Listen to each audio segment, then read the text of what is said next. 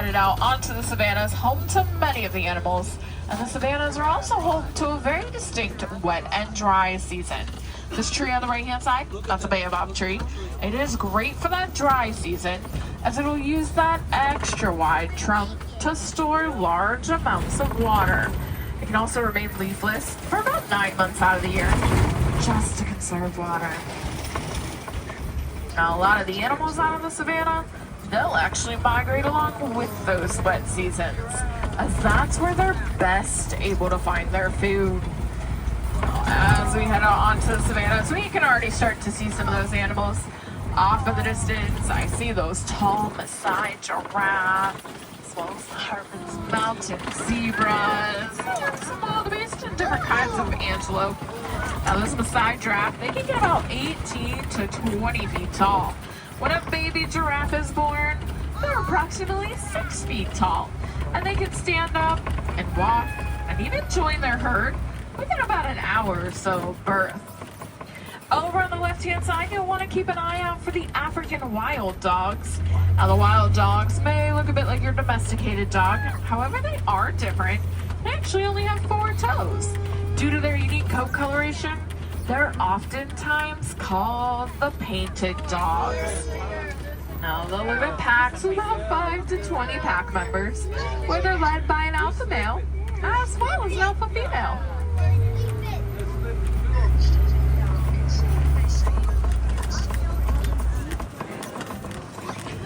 Over on the left-hand side, a little further back, I see those sable antelope. Now, if you look at the horns on the sable antelope, you'll notice that they're curved back and away to really help deter an animal like a lion from jumping up on their back. They use those horns for sparring and showing dominance, and mostly for defense. Just outside the truck, we're passing by some Hartmann's mountain zebras.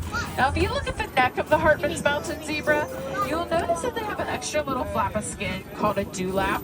Now, they're the only zebra species to have that dewlap, although it is found on some other hoofstock, and that'll help them to stay a little bit cooler during some of the hotter summer days. Now, it looks like there are some mom and baby zebras here. When a baby zebra is born, its legs are almost as long as mom's, and it's able to stand up and walk and even join its herd within about 15 to 20 minutes or so of birth. Now, it's going to imprint on mom and memorize her stride pattern, as it'll feed from her and stay with her for about the first year or so of its life. We've also found a tall Masai giraffe.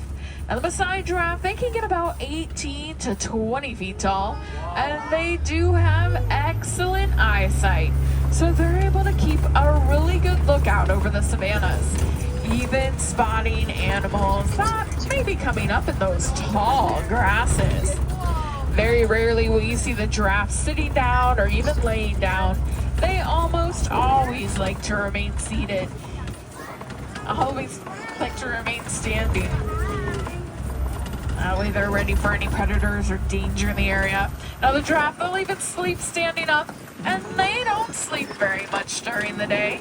Usually just about a half an hour or so each day. Over on the right-hand side, I see some little springbok, considered in the top 10 fastest land animals. They're able to speed across the savannas at about 50 to 60 miles per hour. Spring up into the air about 6 feet. If they happen to spring while they're running, leap about 13 feet across. Now, those wildebeest, they too are pretty speedy, reaching speeds up to about 50 miles per hour or so. Now, those wildebeest, during their migration, they will form a very large group of about 1.5 million animals, and they will migrate between 500 and 1,000 miles across Africa. Sometimes other animals will join in for bits of that migration, but nobody will go quite the distance that the wildebeest do. Those Masai giraffe, if they need to or want to, they can sprint away at about 30 to 35 miles per hour for very, very short distances. Usually, if you see the giraffe running, they're cruising along at about 10 miles per hour or so, or kind of just leisurely wandering through. As we head through this next area, You'll want to keep an eye out on the right-hand side for the African elephants. And sometimes we'll spot monkeys over on the left-hand side. Now, if we happen to see those monkeys, those are mandrills. And mandrills are the largest species of monkey, with the males getting up to about 100 pounds.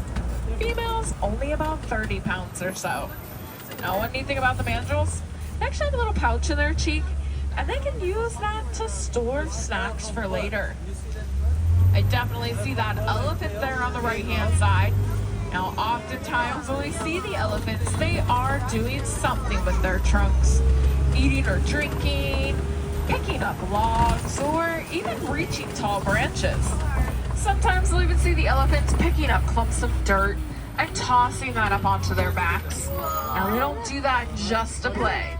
Elephants actually have very sensitive skin, so that dirt will act as kind of a natural sunscreen to help protect them.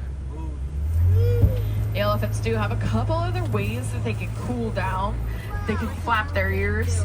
By flapping their ears, they help to circulate air over the blood vessels on the back of their ears, which in turn helps to lower their body temperature and keep them a bit cooler. Now, we will have to keep an eye out for some more elephants in the area after we head over this bridge here.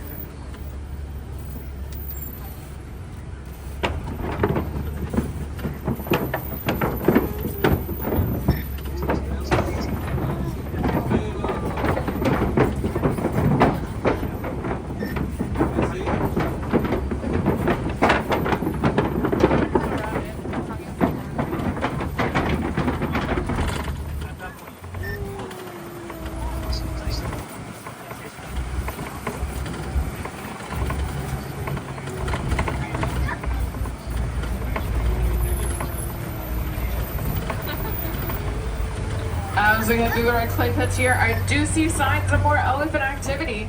Looks like there's some footprints crossing the road, as well as those tusk marks there in the red clay. I can see some of those footprints here on the left-hand side there. Unless those footprints, they're not very well defined like ours are. Theirs kind of look just like a giant dinner plate. Those tusk marks, they'll get left behind in that red clay, as the elephants will actually eat that red clay to gain some different beneficial minerals and nutrients, sometimes not found in their food.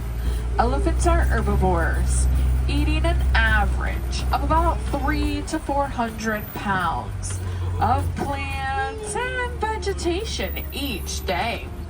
Now, they're not going to stop at just the leaves and the grasses.